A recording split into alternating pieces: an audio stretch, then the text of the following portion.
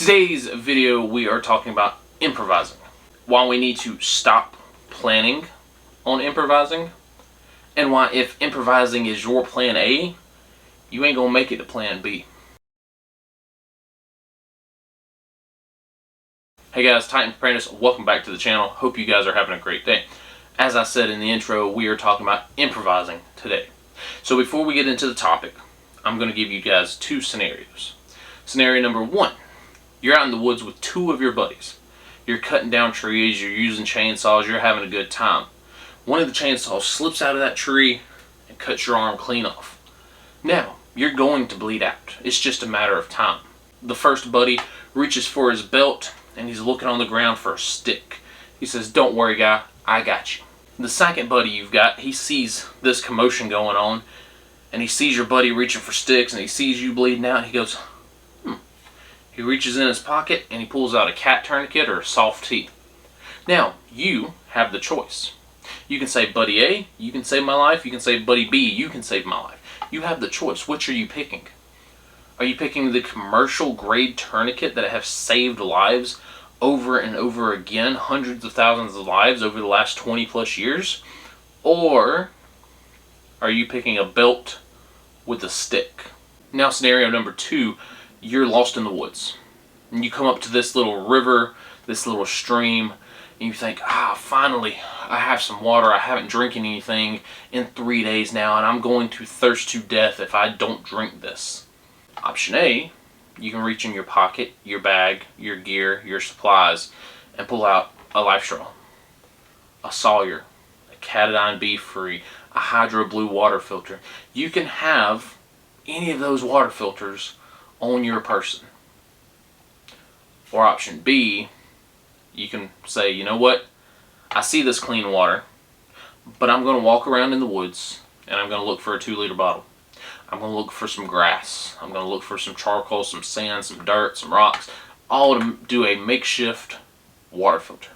Are you picking the commercial grade product that has been tested and proven on the Appalachian Trail, the CDT, the PCT in third world countries as a source of clean drinking water? Maybe not purified, but clean drinking water?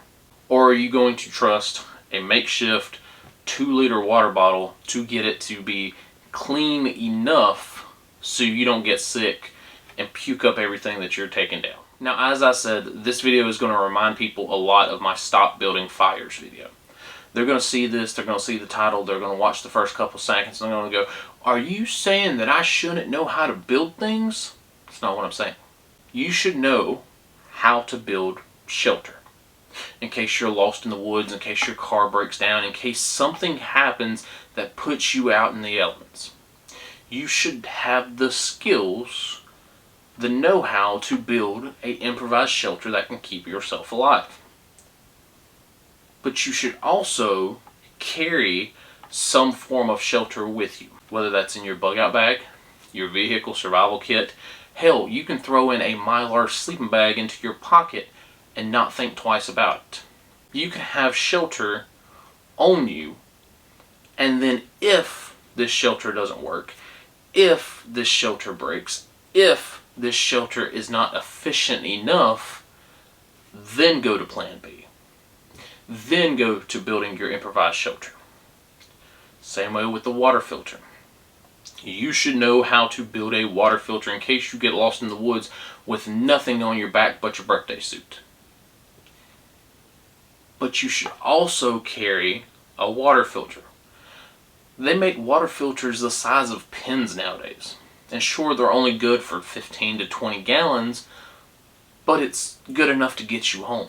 It'll be good enough to give you a day, 2 days, 3 days where you don't have to build an improvised water filter. Same way with a tourniquet. In case something happens, you should know how to stop the bleeding with what you have. Now, if you nick an artery and you're bleeding out, an improvised tourniquet might do the job and prevent you or your buddy from bleeding out. And if it's the only thing you have, It's better than doing nothing. But you should also just carry a tourniquet with you. Whether in your pocket, on your hip, on your ankle little holster that they make for them, in your bag, in your kit.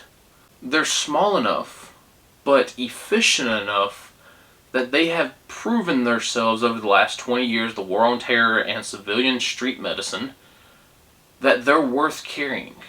But instead, we have people who are planning to improvise as their plan A. Oh, don't worry, I can just build it in the woods. Oh, don't worry, I don't need that. I can just make it or find it or makeshift in the woods. Now, if you're talking about bushcrafting, hey, that's the whole point in bushcrafting, is improvise with what you have. Take a knife and nothing more and then go build everything in the woods. Cool. We're not talking about bushcrafting. We're talking about hiking. We're talking about doing test with your bag, test with your kids. We're talking about being at home during a hurricane, a power outage situation, a snowstorm. You should have plan A, B, and C before you rely on, oh, I'm going to go in the woods and build something. Improvising is not something I want to rely on.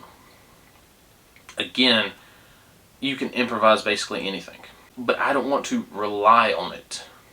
If it's all I've got, cool, then so be it.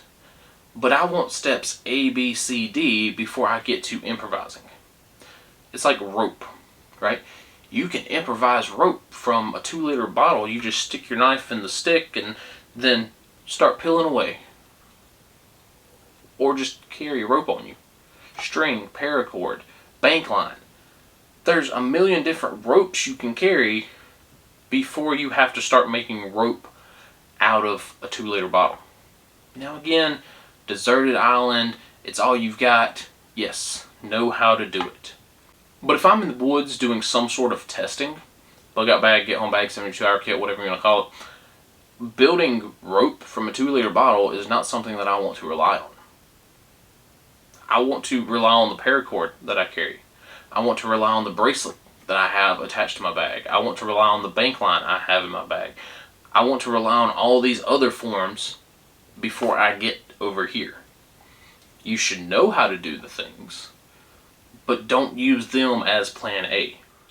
The problem with improvising is that there's no guarantee that the product you're building, the thing you're building, is going to work properly or efficiently as you think it should. You have this idea in your mind that this thing that I'm going to build should filter my water. You have this idea in your mind that this should remove the bacteria, the E. coli, the Giardia, because somebody said so. Because somebody on the internet said it could. But you have no clue if they tested it. You have no clue how much stuff that they put in each layer. You don't know how many layers they put in. How clean was their water to start with as compared to yours? If they were using tap water and running it through and just mixing a little dirt with it and then said, oh look, it's clean, but yet you're using dirty, nasty river, creek, pond water, there's no guarantee that it's going to work the way you think it should. I see this every single year when it comes to wintertime power outages, right? The idea of a clay pot heater keeps recycling itself. And no one has done actual foolproof blown testing to prove whether it works or not. Some people claim their lives on it. They say, oh, I heat my little hunting cabin with a clay pot heater every single year. Some people tested it and they said, we can't prove if it works or not. Sure, it gets hot, but we wouldn't rely on it for a good heat source. So then you watch their video and you think, okay, I can build one of those if I need to, right? If it becomes wintertime and I lose power, I think I've got enough stuff around here that I can build a clay pot heater. I got some tea light candles, I got some clay pots, what else do I need? And so this idea, this theory, this improvised heat source gets recycled because people lose power during the wintertime. And they have their phones and they think, okay, before this phone dies, I need to find a way to keep myself, keep my kids, keep my household to a livable condition. Oh, what is this? How to heat your home? Oh my goodness, clay pot heaters. This sounds cool. and then they try to build it. One thing you should know is YouTube is very polished, right? I can't tell you how many hours we spend editing videos, how many times we have to redo a video because it doesn't work, how many times we have to do it multiple times, right? So this guy on YouTube, because he's a professional, he looked up all the parts you need. He went down to the local hardware store, he went down to the local Walmart, picked them all up in one trip. Then he gets home, he runs the test, he says, oh yeah, okay, this gets hot, it works. Well, now let's start the camera. Boom. Okay guys, today we're going to build a clay pot heater. He's not in a dangerous environment. He's not in a life or death environment. He's got everything that he needed from the store because he went with the shopping list. But you, who plans on improvising because you don't have another source of heat, you're doing it off of a whim. You might have the tools, you might have the things available to you, but you can't go to the store because there's 8 foot of snow on the ground. You can't make a secondary test run because this is your only option because you planned to improvise. Now you're left up to no choice. You either build it or you don't. You either succeed and it works to somewhat of an extent, or it doesn't. You're out of options now. You could have went to the store and got a Mr. Buddy heater, got a kerosene heater, got some extra blankets, got some extra sleeping bags. You could have done all these things, but instead you were planning to improvise this heater that you've never built before. You have no clue if it works, you have no clue if it doesn't work, you have no clue if the YouTube guy was lying, which most times they are, but that was your plan. You planned to improvise. And now, improvising is your plan A. You may or may not make it to plan B. That's what I mean when I say stop planning to improvise. Have things, have systems in order. A, B, C, D. And then if those don't work, then improvise. Improvising gets people killed. Improvising gives you more faith in something that you probably shouldn't have faith in the first place. If you trust a makeshift tourniquet to save your life, then when the EMS and the paramedics and the doctors show up, no, I'm good. I don't need your commercial grade tourniquet. I got a belt. You're going to bleed out before they get there. If you trust your improvised water filter, you don't have to spend money on Sawyers, Life Straws, Catadines, anything. You're good, right? You wonder why you have diarrhea every time you go in the woods. But that, that's just a matter of nature, right? We as creators need to stop pushing this idea that you can improvise your way to success. There are situations and scenarios where an improvised item does work. During Puerto Rico Hurricane Maria, there was a part of the island that was completely surrounded by water. It's an island, but this area was flooded out. The bridge had collapsed.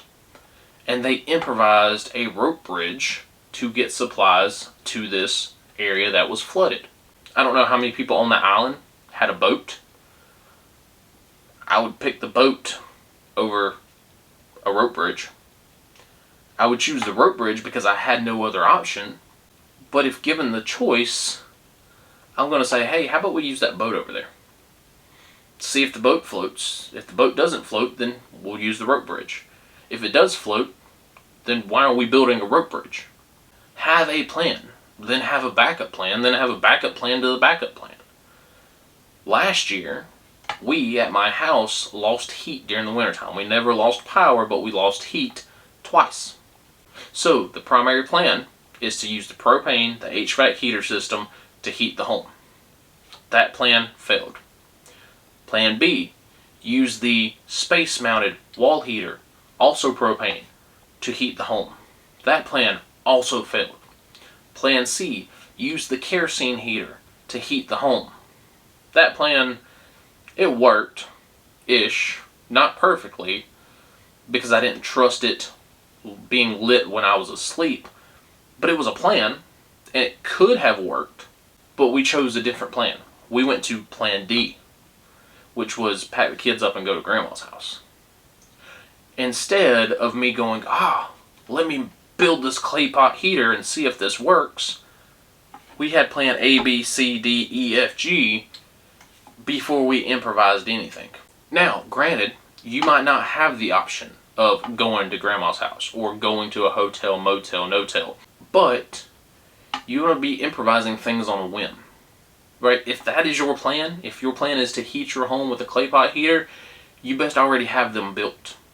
You best already test them to see if they work, to see how big of an area it will heat up, to see if this thing that some YouTuber said is actually even true or not. People die because they improvise, because they don't know any better, because they didn't have a plan A, B, C, D. That's why people were sitting in their cars in Texas in the garage with the car running. Guess what? People died because that was their improvised idea. So stop planning on improvising. Improvise when you absolutely have to.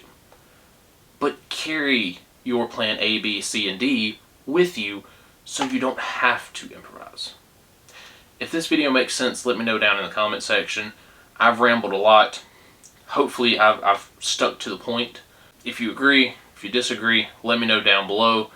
All I ask is that you watch the video. And I can tell when you make a comment without watching the video, it's pretty simple. So let me know if it makes sense. Let me know if I'm just rambling. Let me know if you've had to improvise something and it actually worked perfectly. Was it an improvised heater? Was it some sort of improvised cooking device? Was it some sort of improvised way to build a shelter? And it actually worked properly. Let me know down below. That's all I got for today's video. Hope you guys stay safe out there. That's all I got. T2 out.